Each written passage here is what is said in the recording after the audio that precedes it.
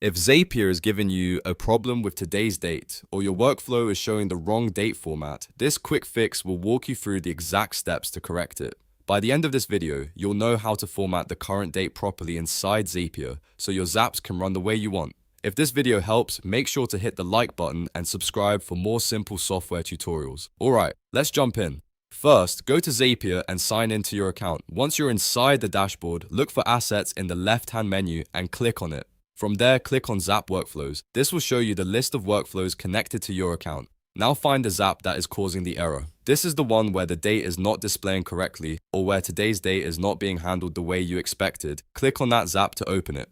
Once the Zap is open, look for the plus icon inside the workflow. Click the plus icon to add a new step. This is where we're going to fix the date formatting issue. In the search bar, type Formatter by Zapier. When it appears in the results, select Formatter by Zapier. This tool is extremely useful because it lets you transform data inside your Zap before it moves to the next step.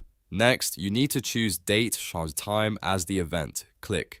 Choose an event, then select date or time from the list. This tells Zapier that you want to work with a date or time value rather than text or numbers.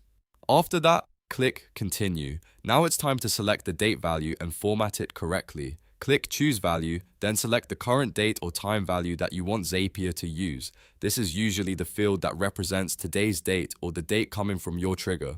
After that, open the Format field. Here, select your preferred date format. In this example, choose MMMM DD YYY. That will display the date in a readable format like August 08, 2026. If your workflow needs a different style, you can choose the format that best matches your use case. But this one is a common and clean option. Once you've selected the format, review the formatted date carefully. Make sure it looks correct and matches what your other app or workflow expects. If everything looks good, you can continue building out the rest of your Zap with confidence. And that's it. You've now fixed Zapier's today date formatting by using Formatter by Zapier and setting the date format properly. This is a simple but powerful way to avoid errors and keep your automations running smoothly. If this tutorial helped, please give it a like, subscribe for more Zapier tips, and I'll see you in the next one.